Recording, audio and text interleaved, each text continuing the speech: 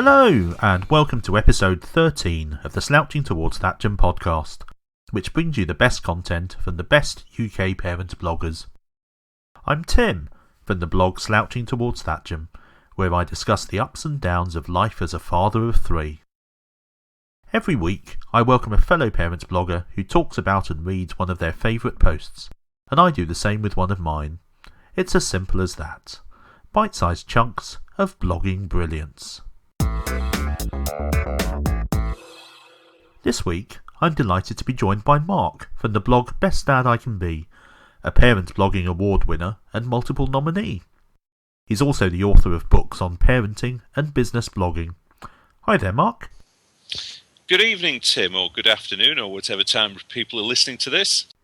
It's great to have you on the podcast. So, to start with, why don't you tell us a little bit about yourself, your family, and the blog?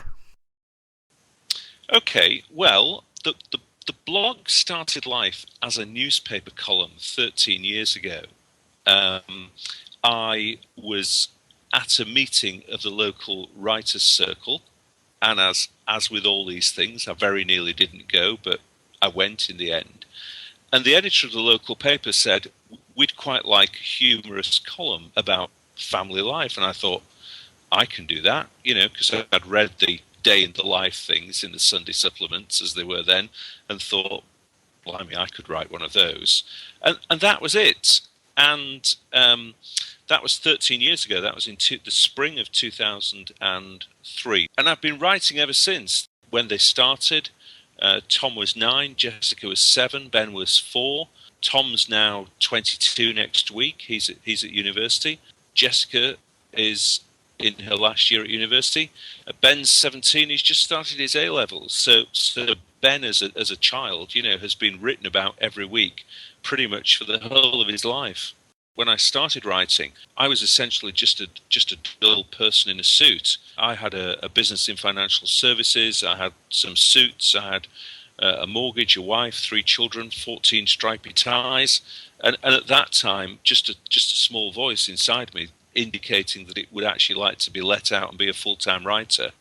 I didn't think that was feasible at the time, but sort of 6 years ago, I made that leap, and that's where we are. 13 years writing about your kids shows some pretty impressive stamina, I think. Now today, you're going to be reading us excerpts, giving us a glimpse into the relationship between you and your daughter, who's now at university, as you've just said. Can you give us a bit of background to those posts? Yeah, sure. I think one of the great things about writing for so long is that you get the huge change in your children. I've got 3 posts, one going right back to when she was the Virgin Mary in the school nativity play, and that was perhaps the first time that her more volatile side came to the fore, shall we say. Then I've got a conversation that I had with her when she was a teenager, and then just to bring it full circle, the post which I wrote just before she went to university, which was about the list of things which she took with her, which was comprehensive, I might say. Okay, so in that case, it's over to you for your 3 slices of father-daughter life. Okay, so the first post is called The Gentle Maiden, and it was written about 2 years after Jessica was chosen to play the Virgin Mary, a piece of casting which came as something as a surprise to her mother and I. So here we go. The real stress came a couple of years ago. Jessica was chosen to play Mary. Yes, little Miss Volatile was cast as the gentle maiden, meek and mild. She came home and proudly produced a piece of paper from her school bag. "These are my lines," she announced. "We need to practice." Owing to the non-availability of Tom, emptying the biscuit tin into himself, Ben, emptying something else onto his bedroom floor, and my wife, emptying the gin bottle, I was cast as the innkeeper. The Blessed Virgin placed me at the bottom of the stairs and issued my instructions. "Now when I knock, you pretend to open the door and say, 'No room.'" "No room?" I asked. "Not like that." She looked at me patiently. "Like this," she said, and bellowed "no room" at the top of her voice. "Right, darling," I said. It seemed the simplest option. Then I say, "We are very tired. We have travelled through night and day." And you say, "Hard luck." "Hard luck?" Jessica gave me the withering look Jane reserves for slugs caught eating her lettuce. Daddy, you're not very good at acting, are you? Not hard luck. Like this. They probably heard her in Bethlehem.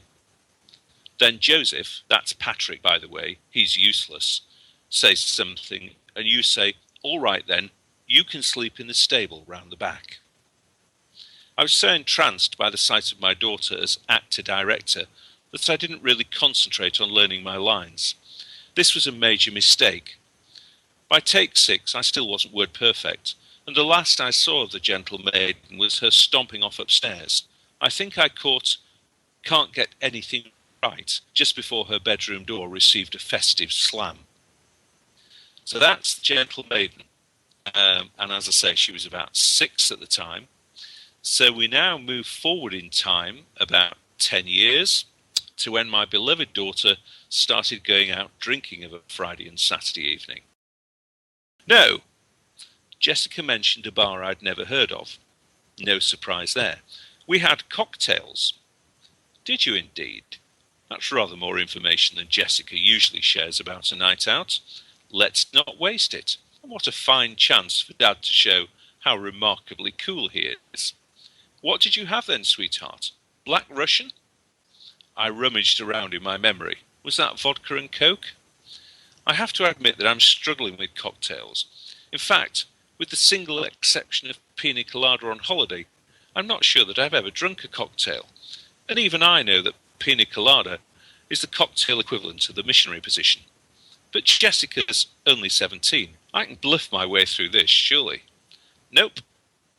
Harvey Wallbanger? Didn't they go out of fashion about 40 years ago? But there are certain cocktail names that I don't wish to say in front of my teenage daughter. Nope. I know where this is leading. I don't want to go there. But this conversation has a depressing inevitability. Tom Collins? White Russian? Rob Roy?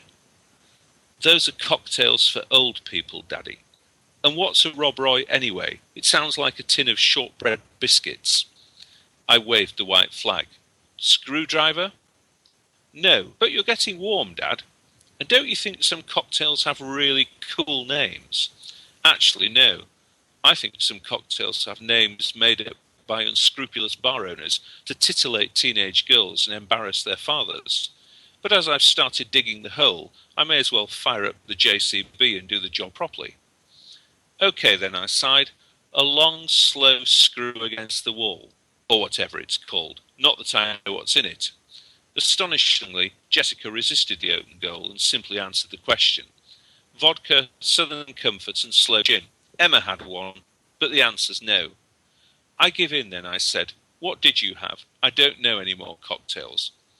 Sex on the beach, my daughter smirked in reply. What's in that? As if I want to know what my 17-year-old daughter is drinking. And whatever happened to showing your ID card and looking 25? Or have we abandoned that, in the hope that the town's bars and nightclubs survive the double-dip recession? So that was the most embarrassing conversation I ever had with my lovely, lovely daughter. And about a year after that, she trundled off to do journalism at university, and she's now in her final year.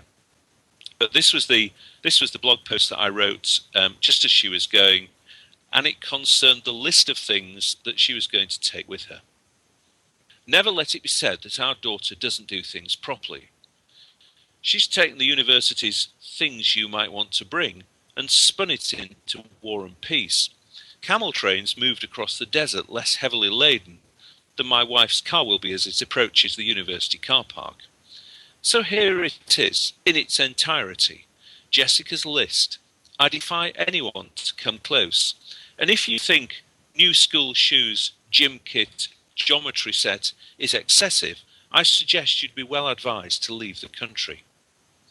Quilt, duvets and sheets, pillows, pillowcases, blankets, bath towels ×2, hand towels ×2, flannel, toaster, small frying pan, small saucepan, baking tray, spatula, wooden spoon, plates, bowls, cutleries, tea towels, glasses.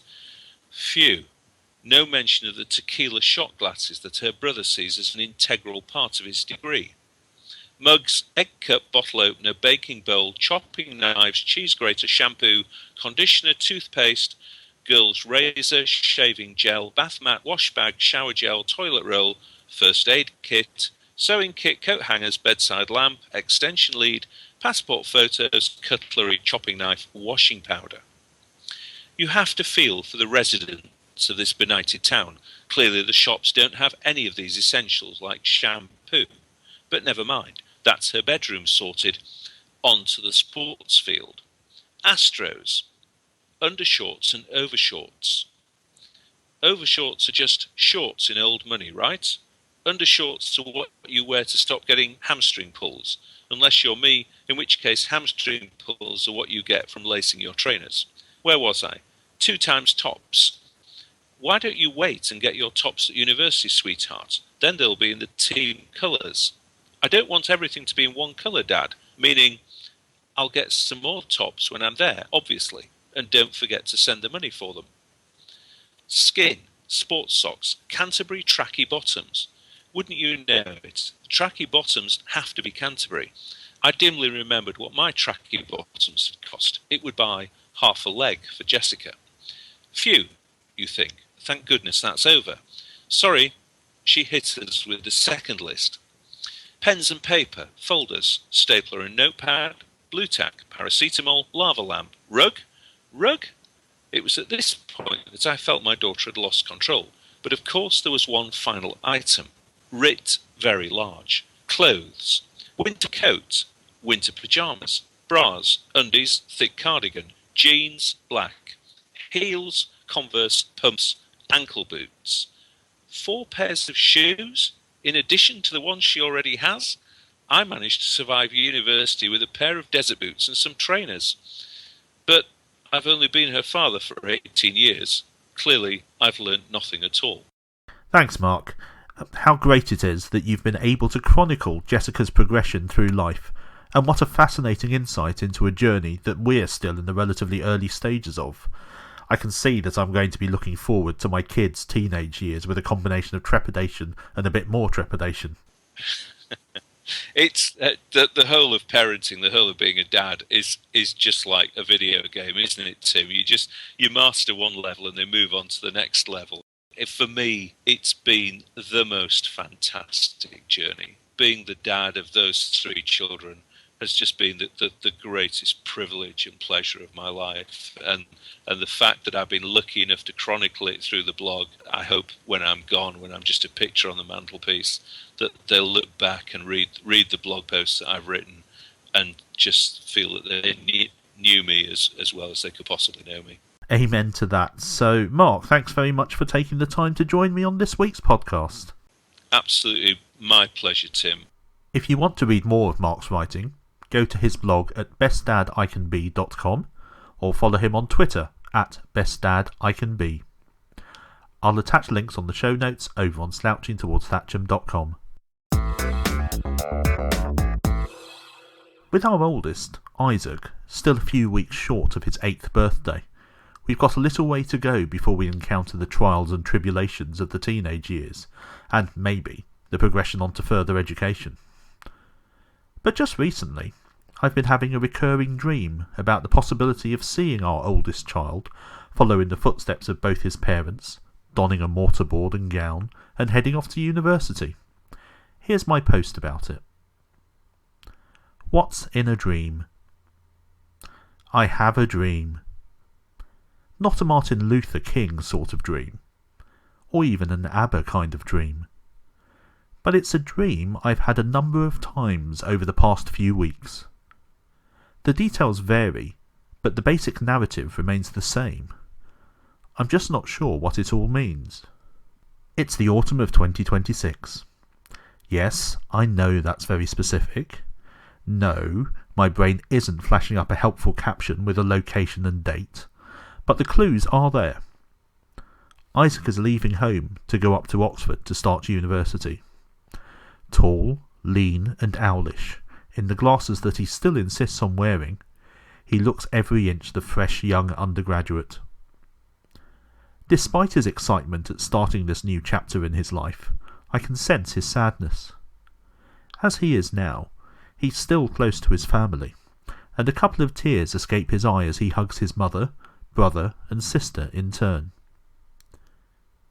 Toby stands quietly off to the side, still a little awkward when it comes to displaying affection. A boy of actions rather than words, there's little that needs to be said aloud between him and his brother. He slinks off to read the digital screens in the Porter's Lodge advertising various Freshers' Week activities. I know what he's doing. He'll never admit it, but he's already set his heart on following in his brother's footsteps. One of the few times in his life he's allowed the joy to explode unfiltered from his lungs was the day he learned he had received 12 A-star plus merit distinctions in his GCSEs. Although, thanks to a long-standing government policy, the GCSE pass rate in 2026 was actually a record 114%, thanks to a buy two get one free style incentive. Carver is 14 and is just setting out on the road to her formal qualifications. Loud and fiercely competitive, what Toby hopes for, she already knows. Whatever her brothers do, she will simply do a little bit better. Polite and demure when called for, her untamed hair and a twinkle in her eyes reveal the truth of her independent and mischievous nature. She will break as many rules as she does hearts. When she hugs Isaac goodbye, it's with an intensity that would instantly tell any passing stranger of the strength of their sibling bond. She loves Toby too, but there's something special about the relationship between a sister and her eldest brother. There always has been, from the moment she was born. Heather watches on, proud. Seeing Isaac follow the same path trodden by his parents, with distinction by his mother, less so by his father, is the culmination of any parent's dream of wanting their children to fulfil their potential. Who wouldn't be bursting with pride? The above scene, sugary and idyllic as it is just a fantasy snapshot of the future. If it happens, it happens. If it doesn't, that's okay too, as long as the kids are happy. But here's the thing. I'm not sure the dream is a fantasy. I'm not sure because, no matter what variation of it I'm having, I'm never in it.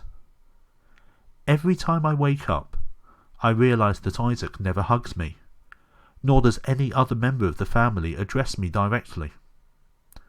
I never see a reflection of myself in a window. My point of view is that of a detached observer, not of a participant in this happy family scene. It's all a bit the Sixth Sense, isn't it? Is it a fantasy, or is it a nightmare dressed up in smiles, bright colours and soft focus? Is it just one of those quirky things the mind sometimes does in dreams, signifying nothing? Is it indicative of a fear that I might not be around to share in this moment? I've been in poor health for the past few weeks, some of it relating to my diabetes, so maybe there's some subconscious worrying going on there. Honestly, I don't know. And I don't really think it matters what a dream signifies. All I know is that when it comes to the real world, however the future pans out, I want more than anything to be there, in 2026, and hopefully for a few years beyond. In the meantime, maybe I should be having dreams more like Martin Luther King or ABBA. And that's it for this episode of the Slouching Towards Thatcham podcast. If you'd like to listen to either future or previous episodes, you'll find them published on the blog, and also on iTunes and various other podcasting sites. You can follow me on the blog at slouchingtowardsthatcham.com, on Twitter at ThatchamDad, and on various other social media channels. You'll find links to all of the above, plus Mark's links, in the show notes on the blog.